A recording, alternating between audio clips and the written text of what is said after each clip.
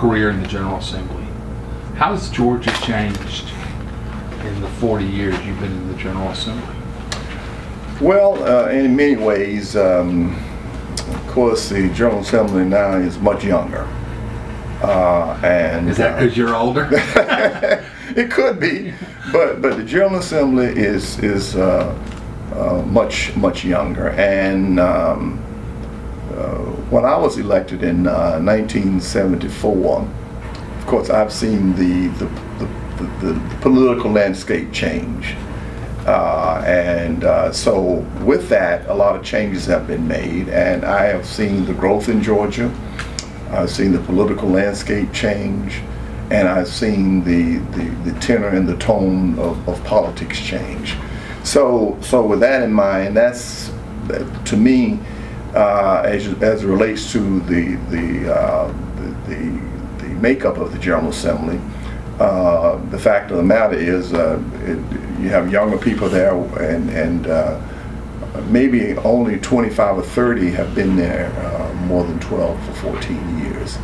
So there's a major turnover rate, and when I was elected, all of the members had seniority and longevity, and to me that was the most significant aspect of it, and also to local rule.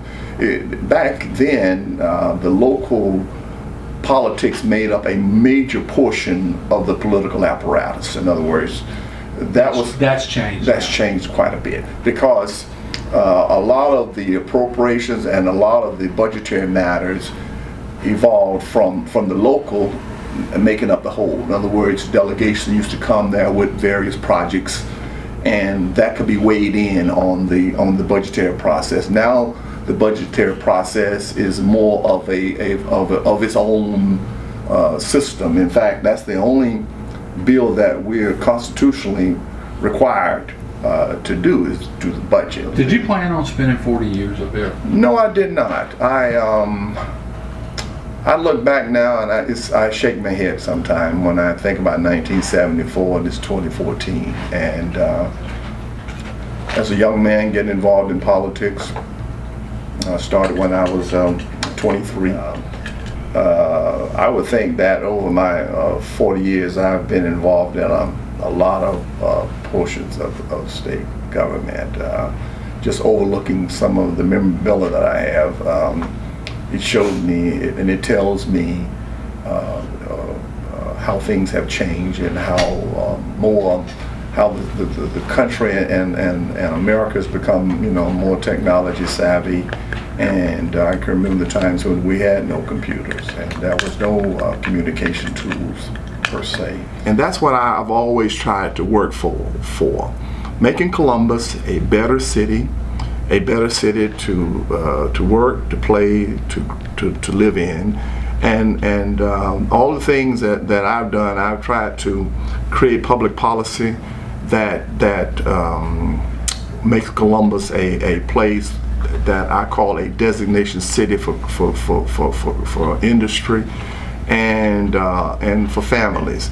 And one thing about us, we had a leg up, and we didn't start utilizing it until late, I think, in the game, and that's Fort Benning. And to me, Fort Benning was sort of a hidden treasure. Not anymore. Not anymore. Its monthly payroll, we start recognizing it for the economic engine that it is, and now it is part of our I call it the three-legged stool here in the Tri-City community, Phoenix City, Columbus, and Fort Benning. To me, education is the escalator to upward mobility. It is the key to all keys to have a productive life. Could you have done what you did without your degree at Fort Valley State? I would say no, because in that era, in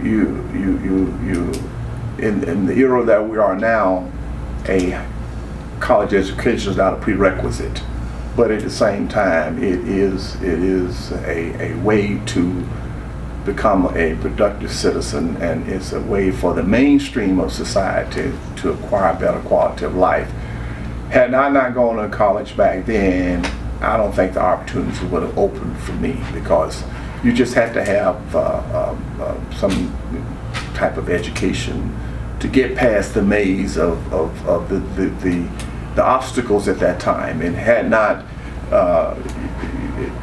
did not have a degree, you just not would have been given any kind of consideration, in my opinion, during that juncture. I guess right now there's 3 historically black colleges left in the state: Fort Valley, Albany, and Savannah. That is correct. Is there still a need for historically black colleges, public universities in Georgia? I think so. I strongly support historical black colleges and universities around the nation, and specifically in Georgia. And to me, it is a vehicle by which a lot of heritage, a lot of the mission is undergirded our community. And to me, it still provides an opportunity for citizens in the state to attend university. They can attend the university of their choice now, don't get me wrong, and a lot do.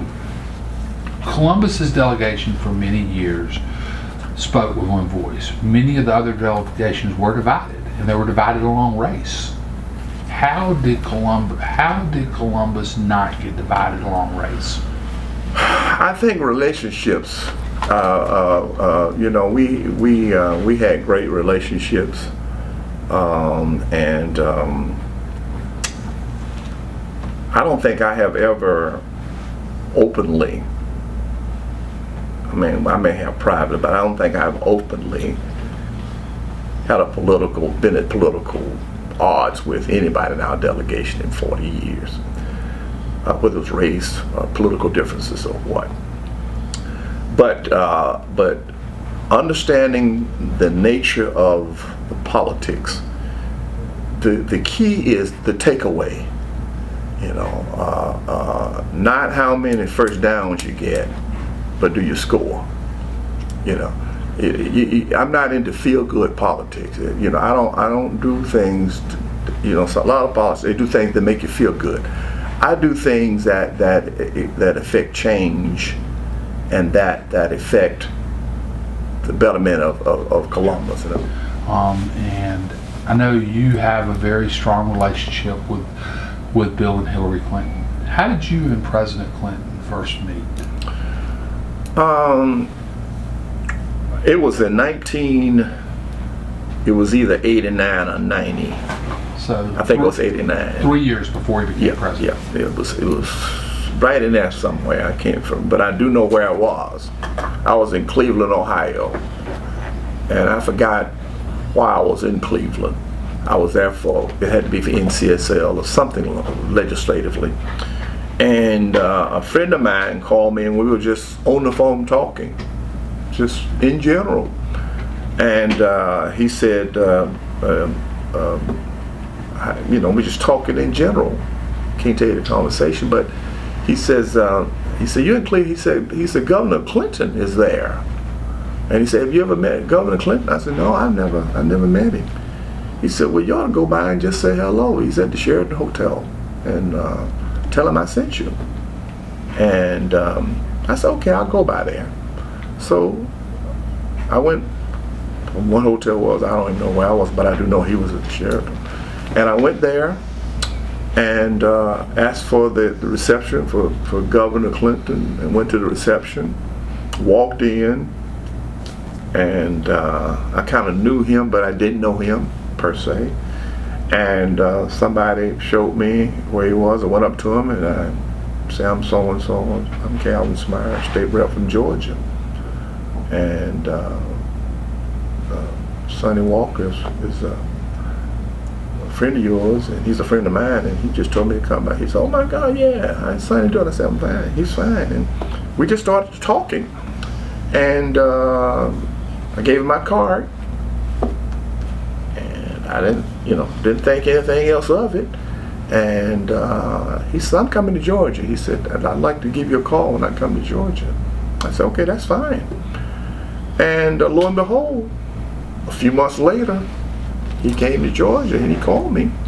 And I met him. And I was thinking at I forgot what hotel downtown Atlanta, but I think it was the Marriott. And we had a chat, and I don't know whether it was rumored then. That might have been early, but the rumors were there. But did you know you were talking to a future president? didn't know it. Had no clue. Talked to him again, and he came back to Georgia, and he told me he was going to run for president. And he said, I told him, if you run for president, I'll support you. He said, I appreciate it. And I hosted a reception for him in Atlanta. Y'all become friends too. It would become very close friends. And you got his cell number punched into your phone? No. Is part of the pushback against President Obama racial in nature? I don't. We look at race too much, and that's what divides us. Looking at it from a racial perspective, naturally racism exists in America, and so for me to couch it in that way, it would be unfair to the good people that support the president. I mean, I just think that far often times we look at it through a lens that says that everything, because he's got good people, from all races supporting him. I mean, to a large degree. So if you characterize it that way, does racism exist in America today? Yes. Is it the reason and rationale for all the problems that we have and encounter? I would say no. I'm now in your career where you're getting a lot of what I call lifetime achievement awards. You recently were given a doctorate degree from Morehouse, and you've been given a brick on the Civil Rights Walk of Fame. What do these mean as you're starting to get these honors now, these lifetime achievement awards? Well, there's two mottos I live by, and people have heard me say them so many times. In fact, I made a speech. We're fixing to talk about the turtle on the fence by the start. And somebody said, if you use that one more time. And so I said at the Sam Mark dinner the other night that I was going to use it one more time. But that was my next to the last time to use it. This is my last time to use it. But I really believe that quote, that if you ever see a turtle sitting on a fence post, you know that he or she didn't get that by themselves. Somebody helped put them there. So I truly, with all my heart, believe that. And who put you there? And the other one that I live by is Benjamin Mays, the former president, the educator, former president of Morehouse College used it. But it was coined, I think, by Winston Churchill, that his quote was, you make your living by what you get, but you make your life by what you give. You make your living by what you get, but you make your life by what you give. So those two quotes, or those, I call them credos, those two credos have absolutely framed how I live every day and how I take life and how I frame what I do and what I've done for the 40 years that I've been in public life. There are two dates on your tombstone, your birthday and the day you pass away. Your birthday we celebrate, your death day we mourn. I want my dash, and that's what I want to be remembered, as a person who gave of his time and energy and trying to make a better life for the people that he represented. And I want to be known, my dash to say that I was compassionate, that I did all I could to help somebody, that I always tried to pull others up by the bootstraps, and that I was a person that never looked down to anyone. And the reason I believe in pulling up by the bootstrap, because when you're going up the ladder, there are a lot of hands that helping you going up the ladder. There are all kind of hands. It's slower, but when you come down, it's much faster. And when I come down, I want the same hands to be there that I had going up.